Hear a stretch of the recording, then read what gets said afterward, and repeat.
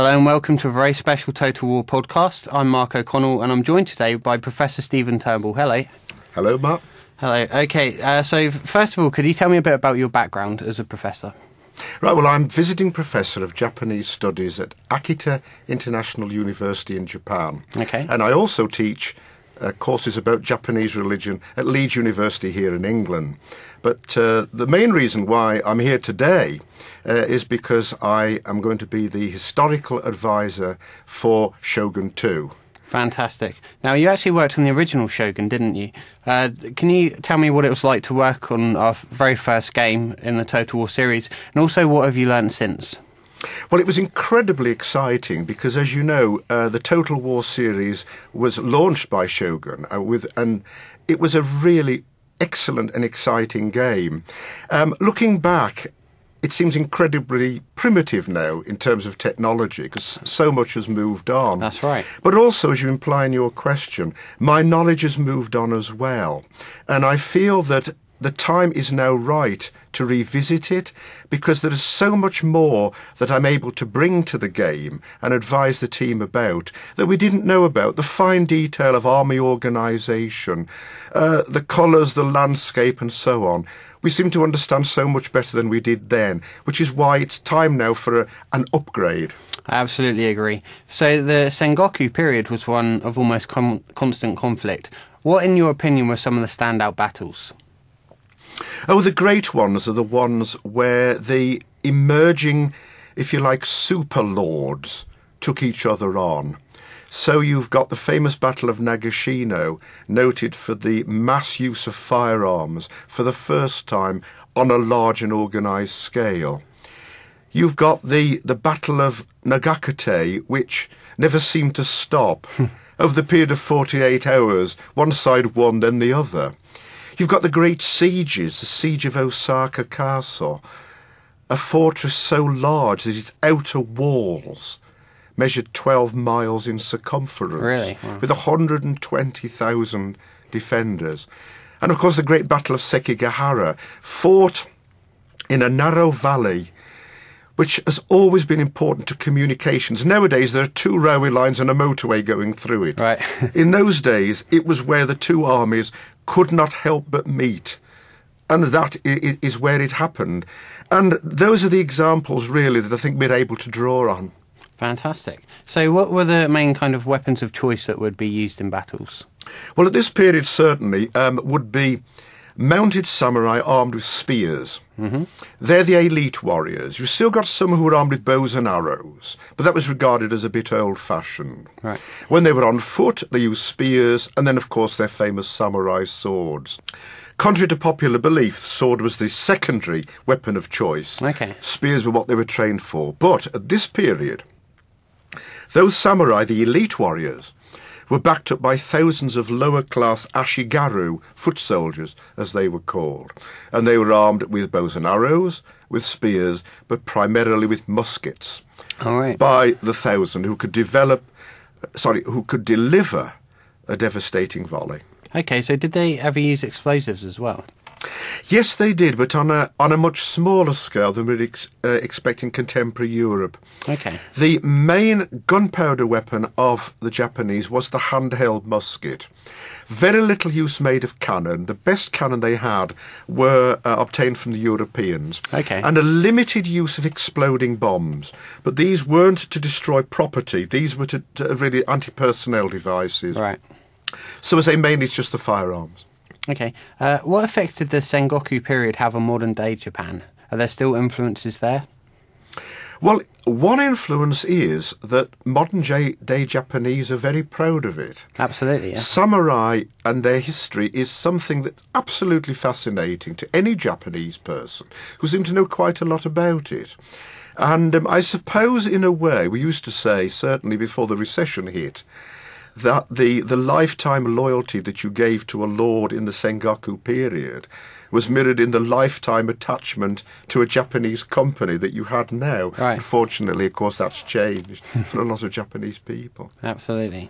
What were the key naval battles from the period? There weren't many naval battles at all. Most of the naval combat expertise was in the hands of pirate gangs. Okay. Who didn't sort of attack other vessels. Essentially what they did, because where they were based on little islands, they used to control the communication routes. Right. You see, most Japanese ships weren't big ocean-going vessels. They used to hug the coast, giving lots of opportunity for these people to set up illegal toll barriers of the sea. Right. They're the ones who then became the daimyo's navies. And there's really only 2 or 3 major naval battles of the period. Kizugawaguchi is probably the best example, where one side were trying to get supplies through to a castle that had an outlet onto the sea, and the other side were trying to intercept them. But it's not an important element on a big scale. Right. Okay. Can you tell us about death poems? Ah, death poems, yes.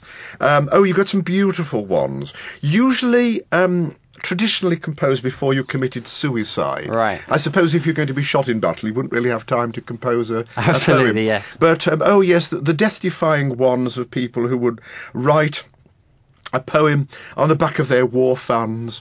One man who carved his with an arrow on the door of a temple. Another who wrote one using a brush dipped into his own blood. Really? On the door of a shrine.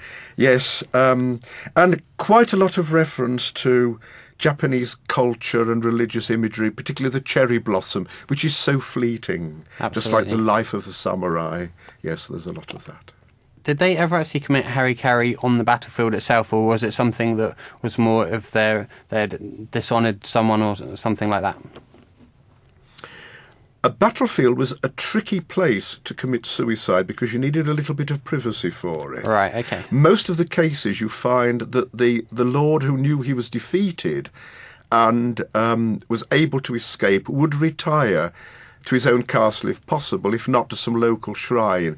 Right. And while the bodyguards held everybody off, he would commit suicide. You do have some very dramatic examples of suicide on the battlefield. One guy was supposed to have cut his own head off. That's impressive. How would you even go about doing that? I don't know. I'm sure. Well, I suppose it's theoretically possible with a samurai sword, and if you had tremendous self-control. Absolutely. Otherwise, it took a little longer. Okay. What did it actually mean to be a samurai?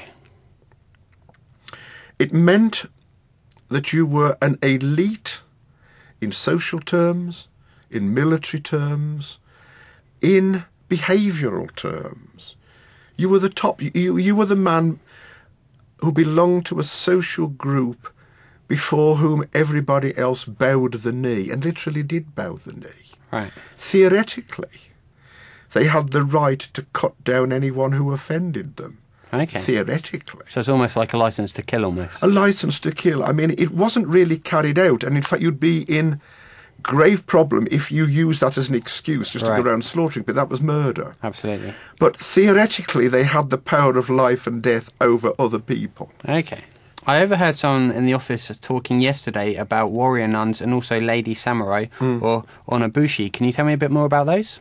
Yes, it's one of the newest research projects that I've done myself. I went to Japan specifically for it last year. Okay. I was amazed to find so many examples of women warriors in action, even women armies. But the one caveat on it is it tends to be in a very specific situation. A castle is being attacked, usually by surprise, but the lord who owns the castle is elsewhere fighting a battle, which is why there's been the surprise attack. And I was amazed by the number of examples of such situations where the women of the castle would band together and fight alongside the men, including going out of the castle as a group and taking on the enemy samurai. All right. You don't have women armies in the sense of let's go round and recruit a woman army. Right. It's never a conscious decision. But it's a situation where they were driven to it, and they were trained in martial arts, so they were ready for it. So they're essentially a reserve. Yeah, they were always ready to defend if they had to. And in certain extreme cases, they did. Now, earlier on you mentioned pirates. What kind of tactics did they actually employ? Well, again, it depends what you mean by pirates. in Japan itself, they were mainly sort of intimidation tactics. Right. Pay up or we seize your ship. Okay. The idea of sort of attacking to repel borders and things like that. You don't really find that. What you find that is when they carried out pirate raids against China and Korea, which were very savage. Right. But you don't really have examples of that within Japan.